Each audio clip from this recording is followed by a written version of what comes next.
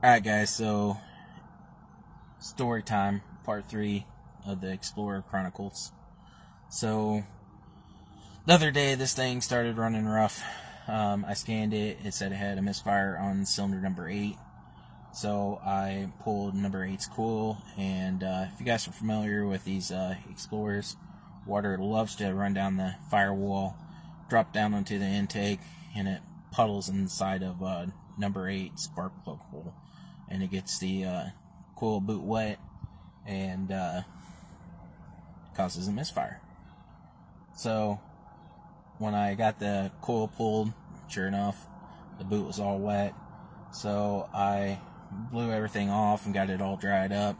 Went to go put it back together, and I thought, you know what, just in case it shorted at that coil or there's another problem, let me put number 1's coil on the number 8, number 8's coil on number 1, and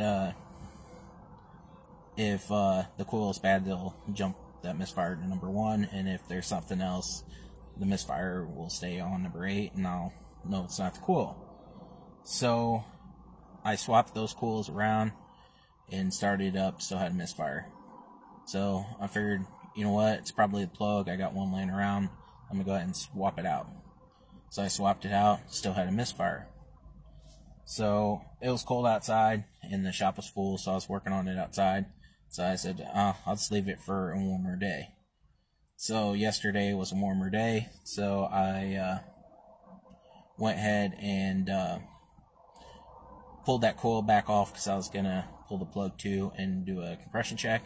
But when I got the coil off, I was looking around and I noticed that that spring that contacts the plug was pushed way up inside the boot. So I grabbed a pair of needle nose pliers and I pulled that spring back down and decided to go ahead and see if that would fix it. So I put the coil back on, started it up, misfire's gone. I cleared the codes, drove around for about 20 minutes, never did throw the code again, never had another misfire. So I'm assuming that originally that coil was wet, but it didn't short it out. It was just causing misfire. When I dried it off, moved to number 1, it was happy, but number 1's coil somehow got that spring pushed up. So turned out to be a pretty easy fix.